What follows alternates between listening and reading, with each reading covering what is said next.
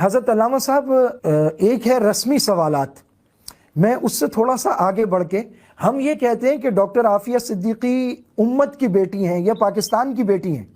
ابھی مینار پاکستان پر ایک سانحہ، ایک علمیہ رونما ہوا، اس پر کہا گیا کہ یہ بچی پاکستان کی بیٹی ہے، تو ہم ڈاکٹر عافیہ صدیقی کو پاکستان کی بیٹی کیسے کہتے ہیں؟ کیا وہ واقعی پاکستان کی بیٹی ہیں؟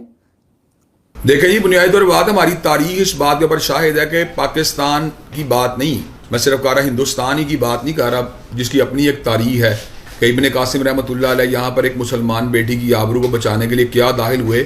ایک بہت بڑا اللہ تبارک و تعالیٰ نے گروہ جو تھا ان کا ہمنما بنا دیا، اور بعد ازاں میں یہ بات سمجھتا ہوں کہ آج اللہ تعالیٰ کے فضل و کرم سے اسی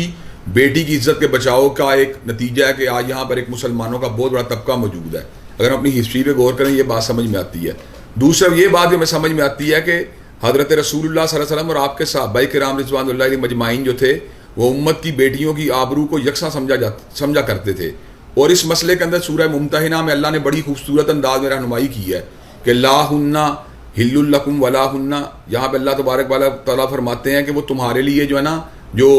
وہ لا ہن حل لہم، کہ مسلمانوں کی بیٹیاں جو ہیں وہ کافروں کے لیے حلال نہیں ہیں، اور کافر جو ہیں ان کے لیے حلال نہیں ہیں۔ اس کا مطلب یہ ہے کہ بنیادی طور کے اوپر مسلمانوں کی جو بیٹیاں ہیں وہ مسلمانوں کے گھرانوں کی عظمت اور ان کی عزت اور ان کی ناموس کا نشان ہوتی ہیں۔ تو میں یہ بات سمجھتا ہوں کہ ڈاکٹر عافیہ صدیقی چونکہ ہمارے وطن سے اٹھائی گئی ہے اور وہ مسلمانوں کی ایک بیٹی تھی، تو ہمیں یہ بات کہنے میں کوئی مضائقہ نہیں، کوئی حرج نہیں، اور کوئی اس کے اندر ہمیں کسی قسم کی ہچکچاہٹ نہیں ہے کہ ہم اس کو امت کی بیٹی کہیں۔ اور ڈاکٹر عافیہ صدیقی ہی نہیں بلکہ وہ تمام عورتیں امت کی بیٹیاں ہیں جو مغرب یا مشرق کے اندر اللہ تبارک و تعالیٰ کے دین کے اوپر سختی کے ساتھ کاربند ہیں، اور اللہ تبارک و تعالیٰ کے دین کی نشر و اشاعت کے لیے اپنے آپ کو وقف کیا ہے، یا